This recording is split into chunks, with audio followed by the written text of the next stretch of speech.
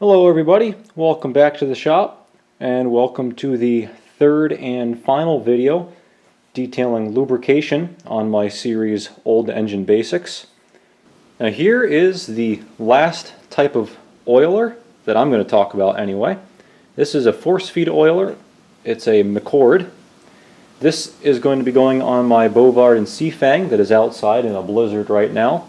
This is definitely the most complicated type of oiler, and I'm going to talk the least about it because I know the least about it. I've never taken this apart.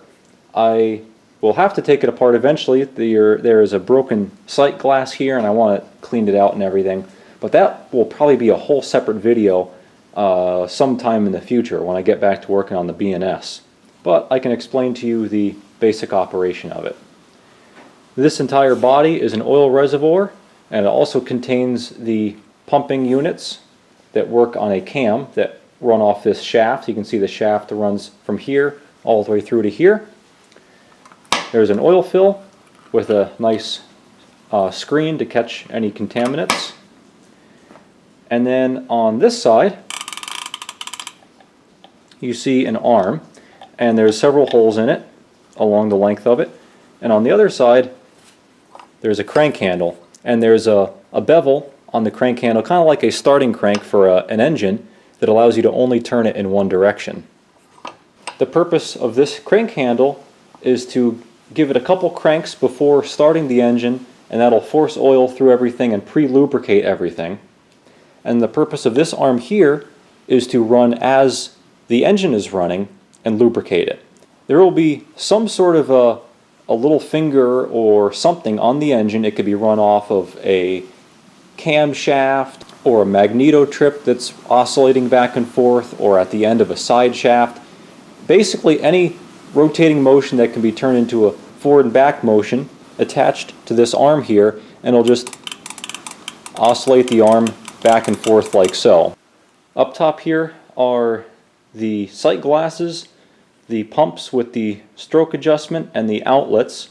Now my understanding of this is that all of these move up and down the same amount no matter what, because they run off of the cam, but you can adjust how much oil is pumped by moving these lock nuts. I hope I'm not botching this explanation too much. Like I said, I haven't taken this apart. I don't have a full understanding of it, but I will show you how it works and show you how it moves. And I'm just going to crank the crank handle, and you can watch as these move up and down. You might be able to see some oil pumping up through the sight glasses. I have it filled with some ATF right now, so since it's red you might be able to see it pump.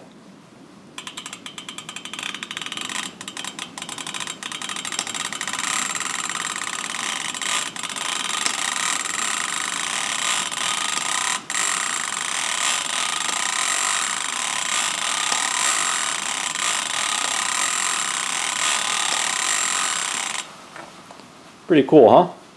I believe this one is stuck. A check valve or something must be stuck because there's no oil coming out of here. Another reason I have to take it apart. So we're at the back of my Patton Brothers oil field engine. First thing I'll show you quickly is the oiler tree. This is just one way to get oil into your engine. Typically the oiler is just threaded right into the bearing cap, but in this case the threaded holes, the NPT threaded holes in the bearing caps, are used to hold this assembly of pipe and pipe fittings. And you can put oilers in here and also an oiler in the middle to lubricate the connecting rod. There would be a little piece of cloth here that the oiler drips onto, and a little licker, a little finger on the connecting rod cap itself that'll gently scrape by and lick the oil off of the piece of fabric that's dangling. Also on the Patton, it has what are called chain oilers. You can see it through the oiler covers here. In this well you would have oil, and as the engine rotates around, the chain will pick up oil, carry it to the top onto the crankshaft, distribute it to the crankshaft, and lubricate the bearings. So I'll rotate the engine a little bit and show you what it looks like.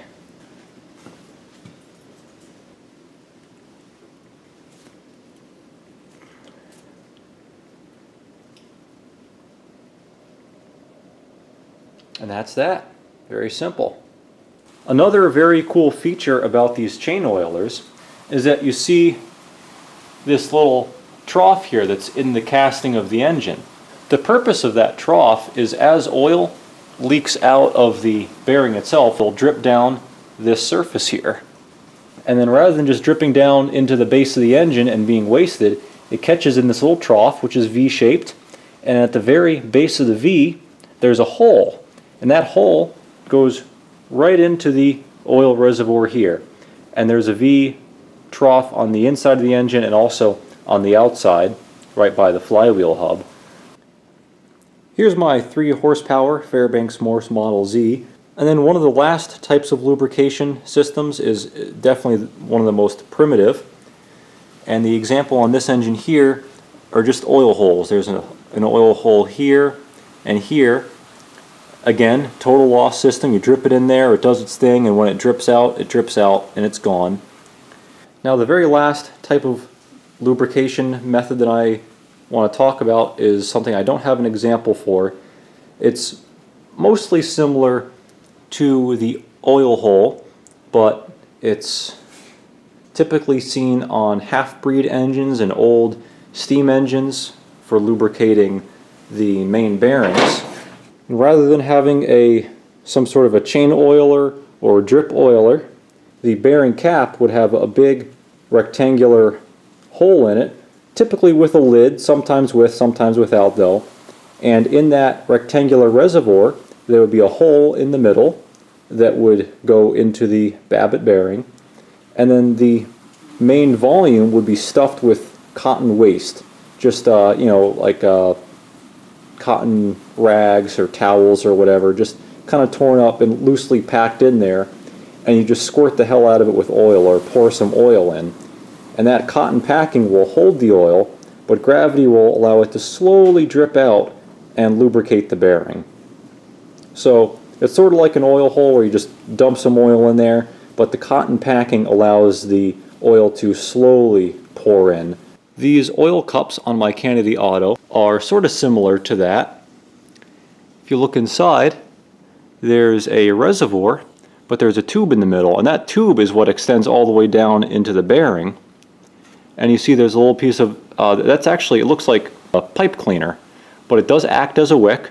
So you fill this reservoir with oil, and the cotton slowly wicks the oil up and then down into that center hole and down to the bearing. So it's a similar concept, yet it's executed in a slightly different fashion. Well everybody, I think that about sums it up. I hope this doesn't turn into too long of a video, but even so, I hope I've kept it condensed enough. It's a whole lot of information to shove into one video. But anyway, I hope you enjoyed this. I hope this answers some of your questions. If you have a comment, make sure to leave it down below. The last oiler I wanted to mention, though, honorable mention, was good old Eagle. I love these things. I've got probably like 6 or 7 of them. This one has definitely been around the block several times. Been worn through and soldered. I think I put a couple of these solder joints on myself. They're just really nice oilers. They're top heavy and they love to fall over, but they're just really nice looking pieces.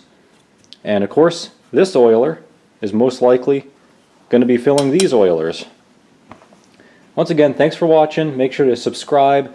I've got more of these educational old engine videos coming out, and make sure to leave a comment if you have any suggestions or any requests or questions, etc.